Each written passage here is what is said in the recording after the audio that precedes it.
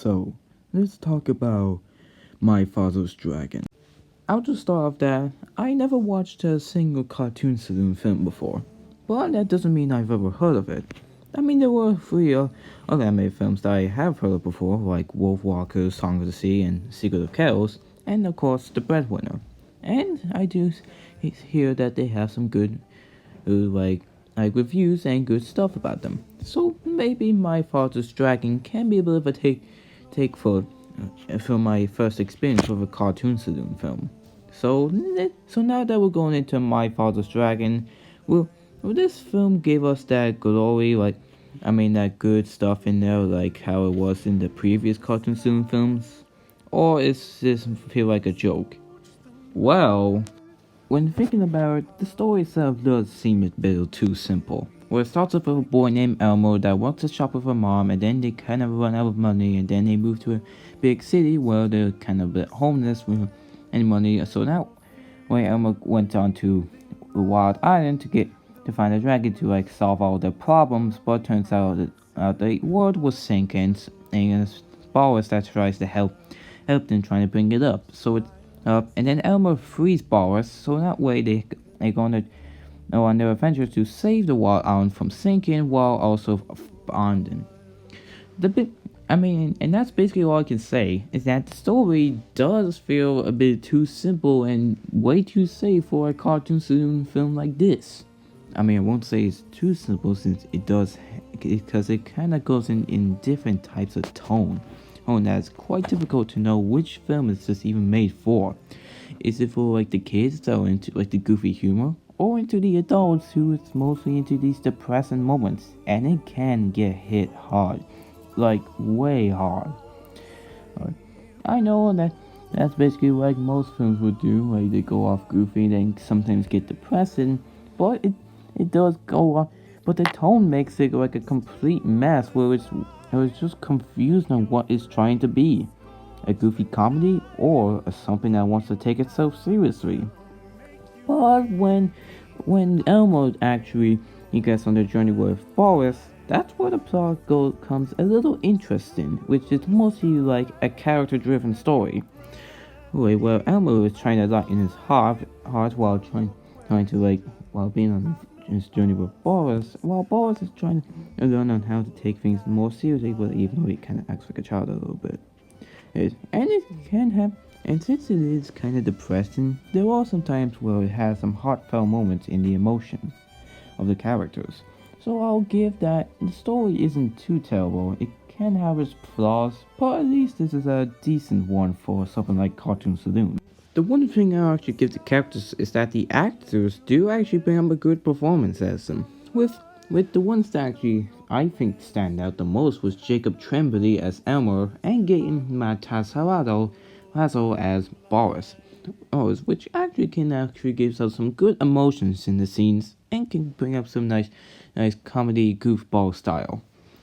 But starting off with the characters, we have Elmer, who was the reason why he actually got into the Lost Islands, and which basically he cared about his life as working the shop with his mom, and but he still wants to have that new shop, of course.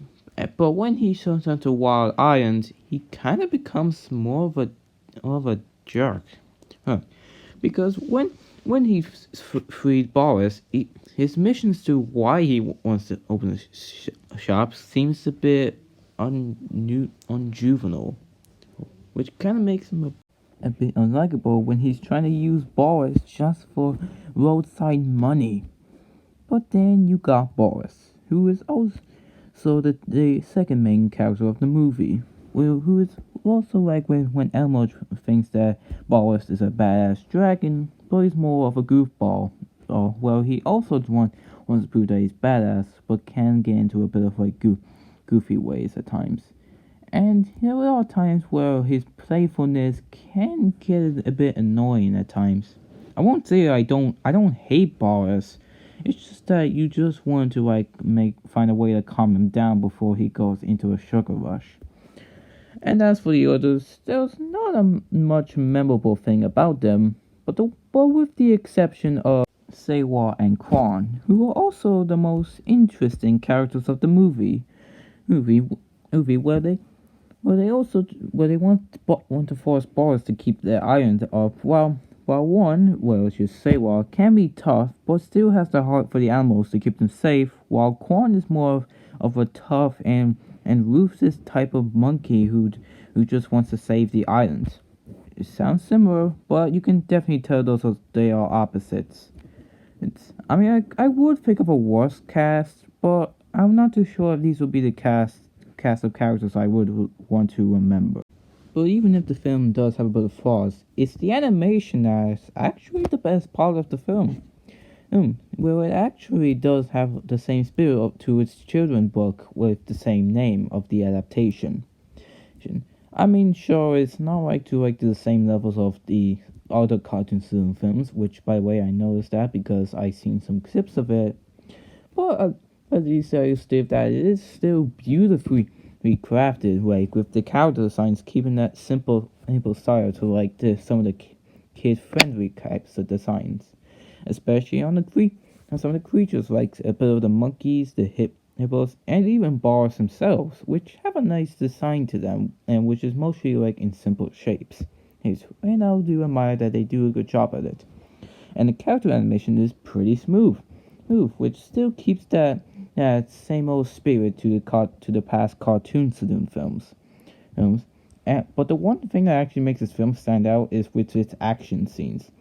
There aren't many, to be fair, but there are some few that actually make this film worthwhile and actually quite of an effective journey. Sure, this may be an innocent type of island, but there's danger when events like these happen, and it could actually get into the mood of our attentions. And sure, this ain't at the ranks of in the past stylized other films, but this film is quite an exception, to be honest.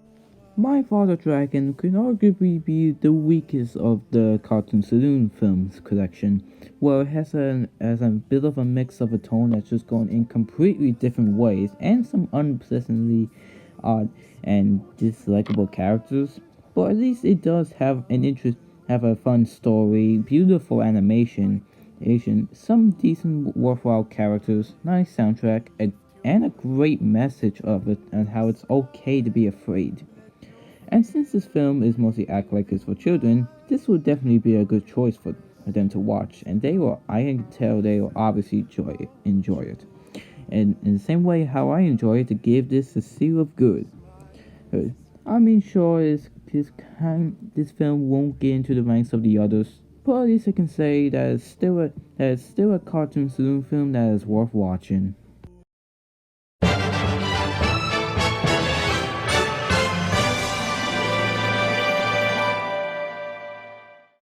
Next time on Dragon Boys Reviews is... Okay, I know last time I said it was going to be Strange World, and I actually changed it to My Father's Dragon. But don't worry, this time it will be...